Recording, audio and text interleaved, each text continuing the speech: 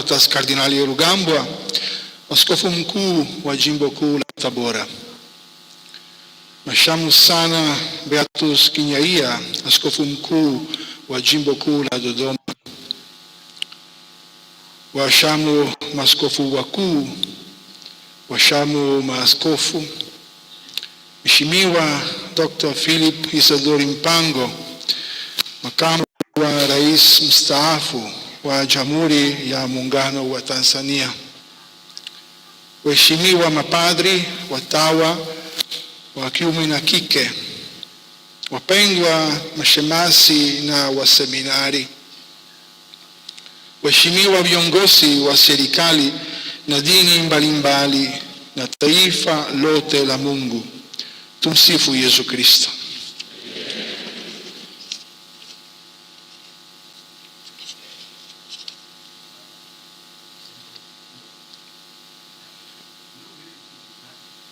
Nikiwa nimejaa huzuni, nikiungana nanyi ndugu zangu wapendwa katika kanisa kuu la jimbo la Kondoa, katika wakati huu mgumu, ninahuzunika pamoja nanyi kwa kifo cha mpendwa wetu Mhashamu Benedict Mfumbusa, aliyekuwa wa jimbo la Kondoa.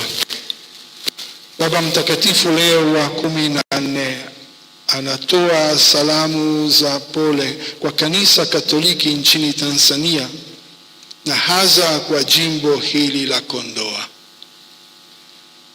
Kifo cha askofu wetu mpendwa kilitujia kama mshangao. Mungu alimpa Mhashamu Askofu Mfumbusa vipaji vingi.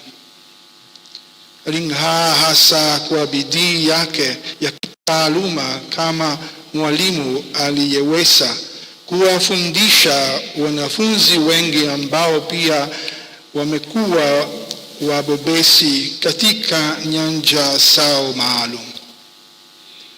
Baba Mtakatifu Benedikto wa 16 alitambua vipaji vyake na kumteua kuwa askofu wa kwanza wa jimbo la Kondoa, utume aliofanya kwa ari kubwa. Kwa kutambua ubobezi wake katika nyanja ya mawasiliano, tarehe 9 Aprili 2026, siku 5 tu kabla ya kifo chake, Baba Mtakatifu Leo wa 14 alimteua kuwa mjumbe wa dikasterio ya mawasiliano huko Vatikani.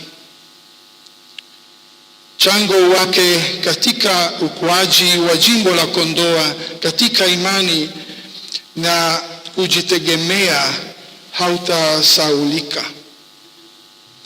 Hali kadhalika chango wake kwa kanisa la Tanzania, hasa katika kukuza matumizi ya vyombo vya habari ya kisasa kwa ajili ya uinjilishaji na mawasiliano hautasahaulika.